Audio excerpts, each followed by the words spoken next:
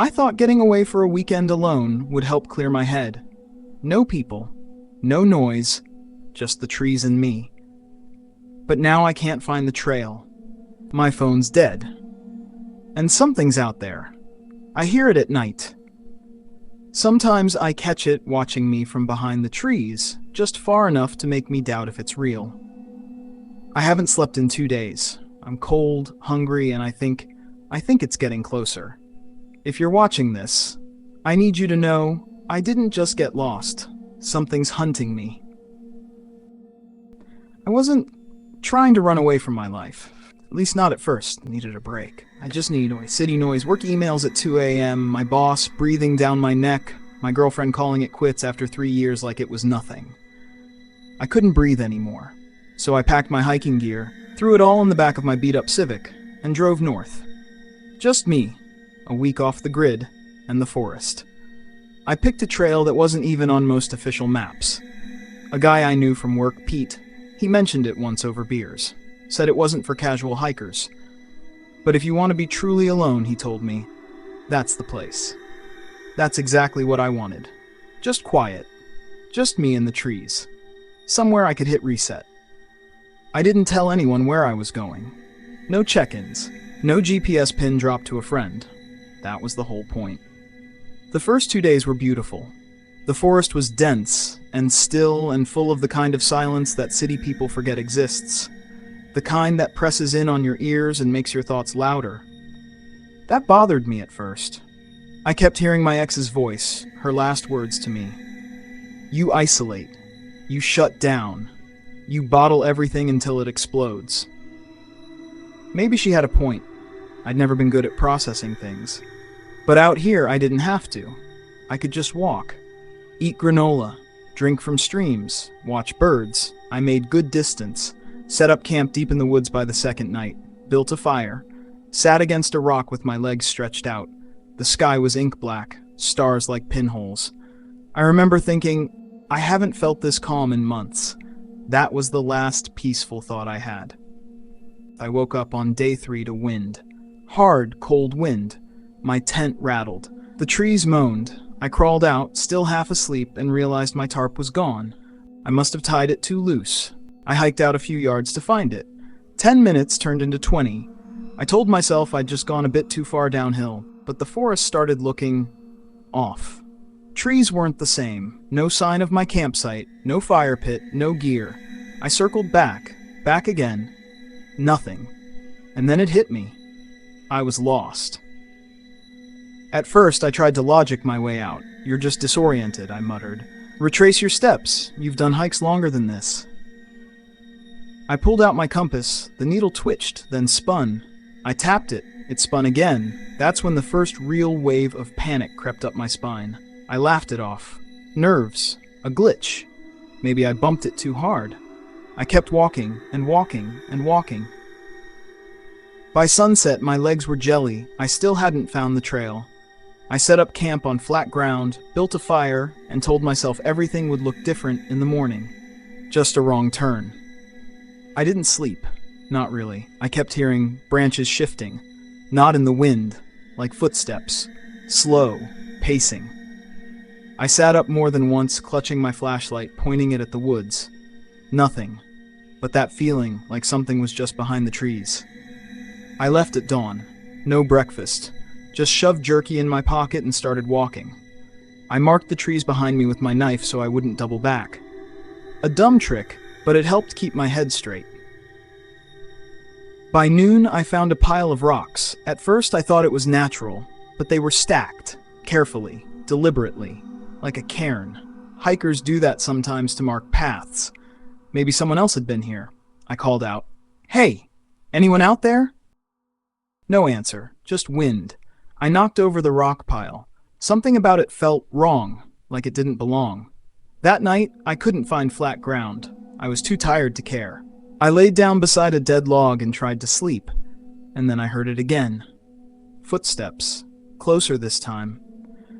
But when I sat up, the woods were still, too still, like everything was holding its breath. I didn't sleep. By day 5, I was out of food. My last granola bar crumbled in my hand. I'd been too cocky, thinking I wouldn't be out this long. I drank stream water, cold, bitter. It made my stomach twist, but I didn't have a choice. I walked until my legs gave out. The sun was already behind the trees when I heard something new. A voice. Faint, echoing like a whisper through cupped hands. "Hey, over here." I froze. My throat closed. "Who's there?" I called. Silence. Then, after a pause, laughter. But not friendly laughter. Not normal.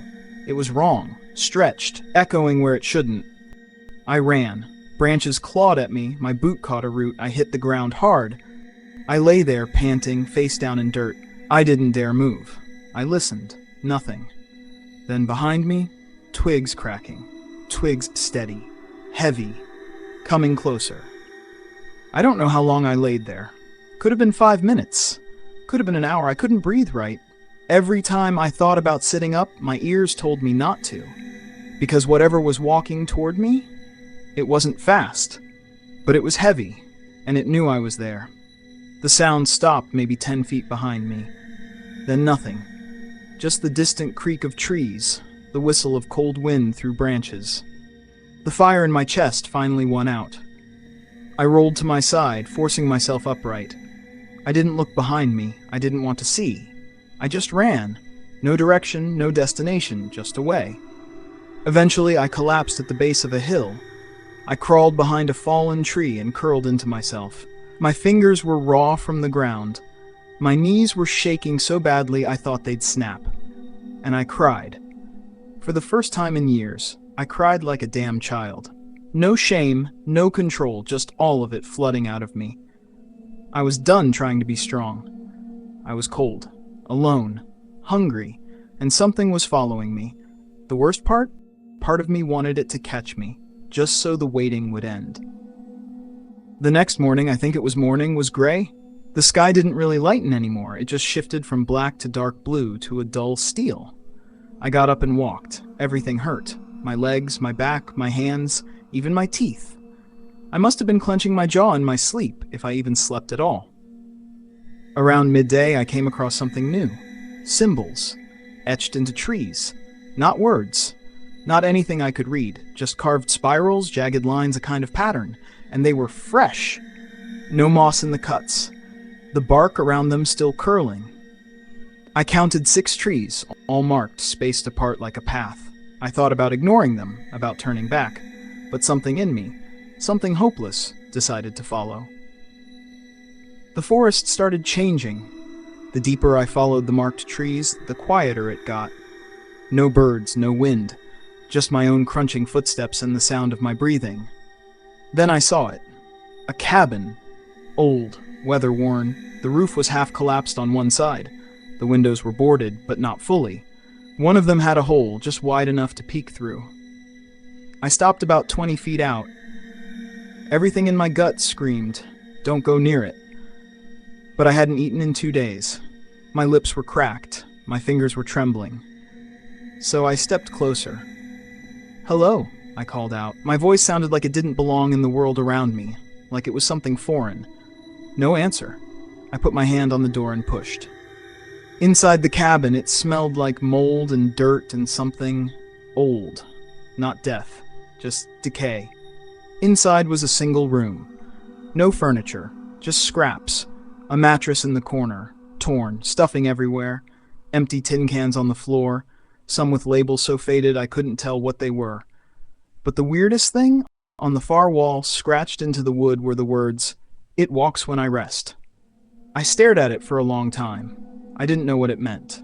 Not really, but it felt like a warning, a rule, a law. My knees buckled, and I sank down against the wall. My whole body shook, and then, as if on cue, I heard it again. Outside. Footsteps. I held my breath. They weren't coming straight toward me this time. They circled. The cabin groaned. Wood shifted under something heavy. It was on the porch now, just outside the door. I pressed my back against the inside wall, staring at the crack in the door. A shadow moved across it. Then silence. Long, drawn-out silence, until I heard a whisper. Not loud, not deep. Mine. Just that one word. Soft, right at the door, then gone. That night, I didn't sleep. I couldn't. I just sat there in that cabin, back against the wall, legs pulled up to my chest like a scared little kid. My flashlight had long died. I was running on the glow of embers I'd managed to start with the last of my fire starter. And that word, mine. It kept looping in my head, not shouted, not whispered in a scary movie way. It had sounded plain, matter of fact, like someone wasn't trying to scare me. They were just stating what they believed, like I belonged to whatever was out there. At some point, I started talking to myself. Not loudly, just under my breath. Soft phrases. You're fine. It's just isolation messing with you. There's no one out there. It's just your brain. But the weirdest part? It helped. Until I looked up at the wall again and saw that the writing was different. Same words, same phrase. But the scratches were deeper now, like they'd been freshly carved while I was sitting right there. It walks when I rest. I don't remember deciding to leave. My body just moved. Like instinct took over and said, nope, get out. I stumbled back into the forest before the sky even started to lighten. Time started to slip. I'd check the sky and swear it was midday, then look again and realize it was nearly night. My phone was dead, obviously. My watch stopped working the same day I lost the trail. I started counting hours by hunger, by how long I could walk before my legs collapsed. I found a creek and drank until my stomach turned. I thought about catching a fish with my bare hands. That was a joke. I could barely lift a rock, let alone catch something swimming. That night I built a fire from dead twigs and sat with my back to a tree. And then I heard my own voice. You're fine. It's just isolation messing with you. Exactly what I'd said back in the cabin. Only this voice was farther off. Echoed. Mocking. Like someone had heard me, recorded me, and was now playing it back from somewhere in the woods. I stood up, spun around with nothing but a stick in my hand. Shaking. The voice stopped. I didn't sleep again. That was 4 nights in a row. My brain felt like a sock wrung out too many times. The edges of everything were fuzzy. Every shadow looked like something crouched. Every breeze on my neck felt like breath. I remember asking the dark out loud, "What do you want from me?" And I swear I heard the forest whisper back, "Company." The next morning, I found my own footprints. I'd gone in a circle. Again. I sat down in the middle of a clearing and laughed. Not normal laughter. It came out high and shaky and hollow. I couldn't stop. My ribs hurt from it. Eventually, I just laid down in the dirt, staring at the sky through the tree canopy. I whispered, "Okay, you win." And I meant it. I stopped caring about finding the trail. I stopped caring about food. I didn't even care if that thing, or whatever it was, got me. I just wanted someone to find my body, to find out what happened. So I took a rock, and I carved into the nearest tree. I was here. I tried. Please tell my family. I didn't move for hours, but it got dark again, and like clockwork, the noises came back. Twigs snapping, something pacing, and then something sat down across from me. I didn't see it. I just heard the sound, the weight of it settling into the dirt. Slow, deliberate. I didn't move. And then it spoke. But it didn't sound like a stranger. It sounded like me. "Why did you come out here?" I didn't answer. Couldn't. The voice that spoke from the shadows across the clearing was mine. Not kind. Not confused, just cold. Detached. Like someone had taken everything I hated about myself and pulled it out into the open. The fire crackled low between us, barely giving off light anymore. But I didn't dare move to feed it. The silence stretched. Then the voice spoke again. Was it her? The breakup? It wasn't a question. It felt like a memory being replayed. I swallowed. "You're not real," I said out loud. "Then why are you listening?" I squeezed my eyes shut, covered my ears, rocked forward and back like a lunatic in the dirt. But the voice didn't go away. It came from inside me, from behind my thoughts. "You came out here to vanish. You didn't bring a tracker, didn't tell anyone. You wanted to disappear." I gritted my teeth. Stop talking. You wanted to know what it felt like to fade. Now you know. I jumped to my feet, heart hammering, and screamed into the trees. Stop talking! The fire hissed out in that same moment. Total darkness. I ran. I didn't care where. I just needed to get away from the voice, from the stillness, from the feeling that I was unraveling inside my own skin. The forest was alive with noise again, but not natural noise. Twigs snapping in rhythm, like footsteps, always just a few behind me. I turned once, saw nothing. Turned again, and there it was. Not a shape. Not a monster, just movement, slipping between trees like it was part of the woods. Low to the ground. Too fast to track. I slipped, rolled downhill, hit my head on something. Black. When I woke up, the stars were above me again. Spinning. My mouth was dry. I could barely move my arm. My ankle was wrecked, swollen. Everything hurt. But worse than the pain was the feeling that I wasn't alone anymore. I turned my head. About 20 feet away, half hidden behind a tree, was a shape. Human-sized. Still. Watching me. Not moving. Not breathing. Just there. I blinked. It was gone. But I know what I saw. I pulled myself to my feet and limped in a direction I hoped was downhill. I didn't care about the trail anymore. I just needed to get out. My brain stopped making sense of time. I started hearing whispers again. At first, far away, then closer, then right behind me. Not words. It's just fragments. Stay. Hollow. I covered my ears. Still heard them. I walked until I collapsed. Again. I slept. I think. When I woke up, I had dirt in my mouth and something in my hand. A piece of bark, with something scratched into it. You're part of it now. That's when it hit me. The forest didn't want to kill me. It wanted me to become it.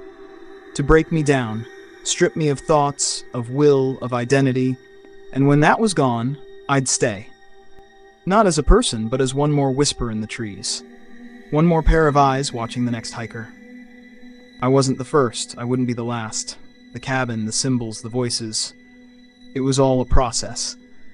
A system. I screamed that night, for hours, at the trees, at the sky, at myself, until my throat went raw and my voice cracked, and I dropped to my knees and just shook. I think something was watching me then. I don't think it pitied me. I think it was patient, like it had all the time in the world. I stopped screaming eventually. Not because I calmed down, because there was nothing left in me. No voice, no breath, no reason. I was kneeling in the dirt with my arms wrapped around my ribs, shaking like my body was trying to shut itself off. And for the first time since I got lost, I felt something I couldn't name. Not fear. Not pain. Just absence. The absence of everything that made me feel like a person. I was hollow. The forest had carved me out without touching me. Later, I don't know how much later, I stood up, not because I wanted to, but because my body decided to. Like I was on autopilot. I started walking. Every step felt like dragging a chain behind me. My ankle was shot, but I didn't care. I didn't even limp anymore. Just moved. The forest was dead silent again. Even the whispers had stopped. Eventually, I found a clearing. No trail, no exit, just a flat, circular space of dirt ringed by trees. And in the center, a pile, rocks, bones, pieces of fabric, a crushed flashlight, and carved into the ground beside it, she sat here too. My chest froze. I stared at the message, the shape of the pile, the clothing scraps. A woman. Someone had been here before me. Someone who didn't make it out. Maybe the same person who carved those symbols into the trees. Maybe the one who wrote "It walks when I rest." Maybe the one whose voice had whispered mine. I wanted to run, to scream, but I couldn't move, because I realized something worse. She hadn't been the first either. I backed away slowly. My foot snapped a twig, and that's when I felt them. The eyes. Not one, not a pair, dozens, watching me from the tree line. Not glowing, not obvious, just there. Like the forest itself had turned into a set of lungs holding its breath, waiting to see what I'd do next. I wanted to scream. But I knew what would happen if I did. I dropped to the ground and curled into a ball like a child hiding from monsters. The trees shifted, branches groaned, then silence. And the sound of something heavy stepping away. I must have passed out. When I woke up, the clearing was empty, but I recognized something in the distance. A slope, a line of bent trees, a stone that looked like a crooked tooth. My stomach turned. I'd seen it before. 4 days ago, near where I first started. I'd walked in a full loop again. No matter how far I thought I'd gone, the forest had folded in on itself. Or I'd followed something I didn't realize I was following. I dropped to my knees and laughed. Dry, weak, desperate. The sound didn't even echo anymore. It just fell flat, like the forest didn't care. I found a tree with a gash in it. I scratched my own name underneath it. Still here. The bark flaked like ash, like the tree didn't want my name in it. That night, I stopped building fires. I didn't care anymore. I just sat in the dark and spoke out loud. "What do you want?" No answer. "Do you want me to stay?" Nothing. "Do you want my body, my voice?" Still nothing. So I tried something else. Take everything. Just let my family find me. And for a split second, I swear it listened, because I felt warm. A strange comfort swept over me, then it vanished. And I heard footsteps.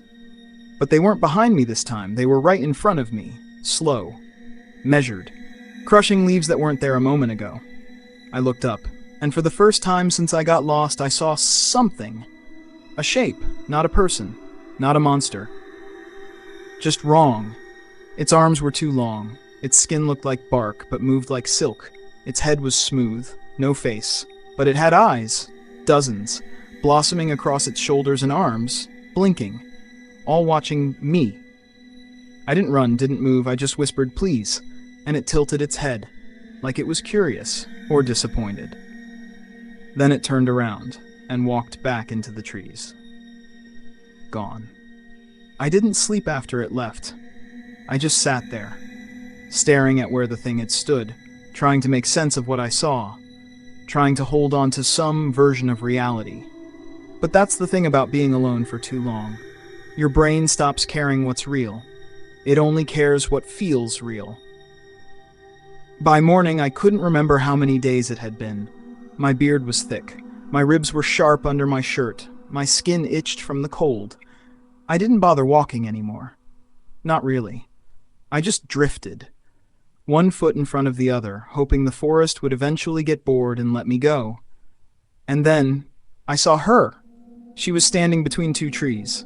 Long brown hair, backpack, red jacket. She looked like someone from my old life. My ex, maybe, but younger. Too young. She didn't speak, just stared at me. Her face was calm, too calm. I opened my mouth to say something, but when I blinked, she was gone. No sound, no movement, no proof she'd ever been there. Just silence. I started seeing others after that. Not people exactly, just versions. A guy who looked like my old roommate, standing knee-deep in a stream. A child curled up under a tree with eyes wide open but glassy. A woman sitting on a stump, humming softly to herself with dried blood on her chin. I didn't approach them. I didn't speak. I just walked by, like I'd walked into the memory of someone else's grief. Like I was walking through what was left of the people the forest had taken before me. And then, something new. I saw a flashlight. Real. Flickering. Moving. I followed it, fell to my knees, and cried when I heard the voice behind it. "Hello? Anyone out here?" Real. Human. A rescue voice. I shouted. My voice broke, but I screamed again. "Here! I'm here!" The light turned. I saw the figure. A ranger, tall, tan coat, backpack radio. I stumbled toward him, limbs shaking, laughing, crying. But as I got closer, something felt wrong. He wasn't moving, just holding the light. And when I reached out, his head turned backwards. And I realized the point at himself, not at me, and then he vanished. That broke me. I screamed until my throat tore. I fell to the ground and beat my fists into the dirt until my skin split. I begged, out loud, "Please, I'm done. Please let me go, I'll do anything." And in the wind, I heard it again. Not in my ears. Inside my head. Then leave something behind. I froze. Leave something we can keep. I knew what it meant. It wasn't after blood or flesh. It didn't want a body. It wanted something deeper. It wanted what made me me, memories, identity, the weight of who I was. Leave it, it whispered, and we'll guide you out. I stood up, walked for what felt like hours, until I came to a spot that looked brighter. A trail. Grass, the faint smell of gas. A fire pit, a signal of escape. But I couldn't step forward, not until I let go.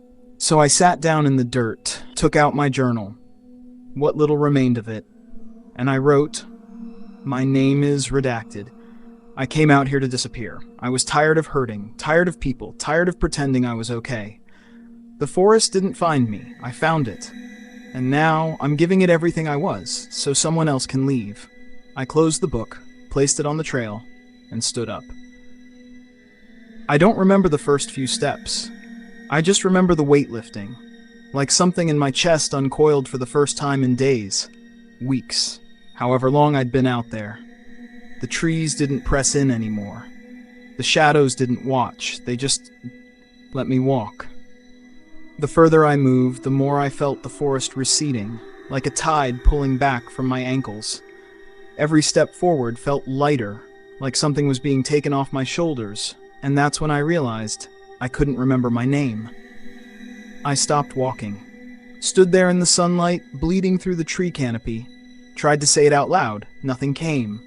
Not my name, not my address, not the name of my ex, not my old apartment, not my job, just a haze. All that remained was this, the forest, the path, and the echo of the voice that had bargained with me. I didn't cry. I didn't panic. Some part of me already knew the cost, and I had agreed to pay it. Eventually, the trail met gravel. I saw tire tracks, trash, a broken plastic bottle, and then a road. A miracle. I stumbled out of the woods like some animal waking from a long sleep. An old pickup passed me, slowed, reversed. The driver, an older man with a camo vest, rolled down his window. "Hey, you okay? You hurt?" I stared at him.